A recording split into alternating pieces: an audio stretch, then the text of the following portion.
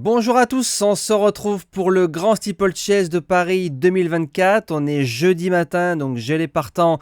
Je vous fais la vidéo de dimanche. Alors vous allez retrouver les mêmes résultats que la vidéo de samedi. Et je parlerai de la journée de jeudi dans la vidéo de lundi que je ferai vendredi matin. Ça a l'air compliqué, mais c'est très simple à suivre. 14 partants, 6000 mètres.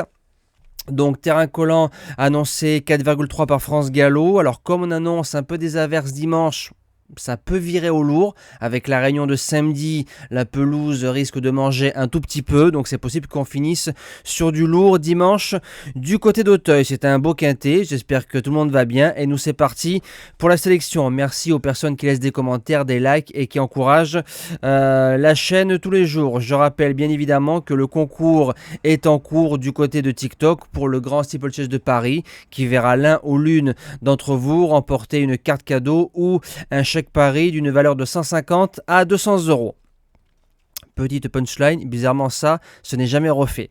Alors en base gagnante, le 14 Junto Ganamos. Alors c'est un cheval qui n'aura pas son jockey habituel. Félix de Gilles est blessé, donc c'est James Reveley qui est à la monte. C'est pas un manchot, mais c'est vrai qu'avec son jockey attitré, j'aurais été plus chaud. Quand il ne faute pas, il est premier ou deuxième, à part sa deuxième place en débutant. Derrière, c'est que des victoires quand il ne tombe pas. Il est gagnant de groupe 1, de groupe 2, de groupe 3. Il va devant ou est monté en bon rang, donc c'est quasiment pareil. C'est vrai qu'il a 5 ans.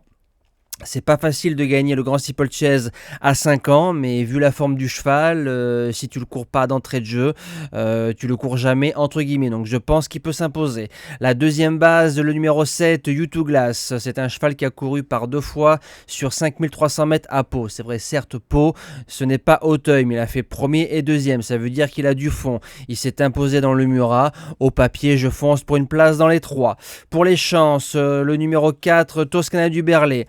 Belle rentrée, troisième dans le Clermont-Tonnerre, ensuite chuté et derrière on a gagné le prix Ingré avec 2 kg d'avantage sur Ami du Kiff. Là il y aura 2 kg de plus, ce qui fait une différence de 4 kg par rapport à Ami du Kiff qui est juste derrière. Mais comme il y a eu 4 longueurs et demie d'autorité, je me dis que Toscana peut finir encore devant Ami du Kiff qui est placé en quatrième position, le numéro 12.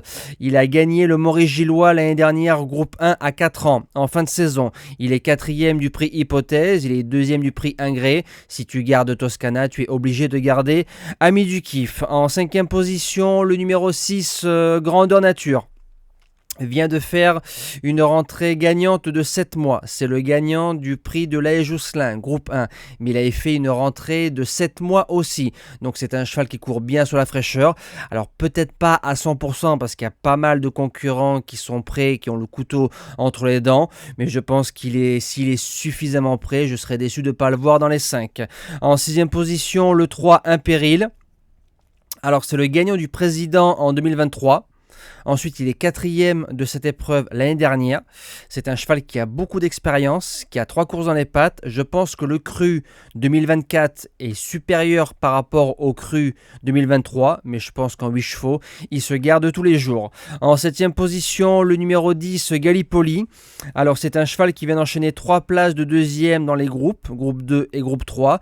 Il ligne U2 Glass et Junto Ganamos. Alors, il est moins fort en classe pure que mes deux bases, mais je pense qu'il peut chercher une petite place dans cette épreuve, et surtout que c'est un sauteur de qualité et sérieux. Comme le numéro 5 Grandiose, je ferme la sélection avec ce sauteur-là. Il a peu de fausses notes dans sa carrière, il est deuxième du prix de l'Aé Jousselin groupe 1, il se monte de partout. Pareil, le numéro 10 et le numéro 5, c'est des concurrents un peu moins forts en classe pure que les chevaux que j'ai mis devant, mais vous savez ce que c'est, une course reste une course, et comme ils sont sérieux dans leur saut et qui sont en forme, je me dis que c'est pas incapable de finir 5e dans cette épreuve. Moi je vous dis à demain pour un tout nouveau quintet, passez un bon week-end, un bon dimanche, et pour ceux qui vont à l'hippodrome, profitez bien du Grand Steeplechase de Paris 2024.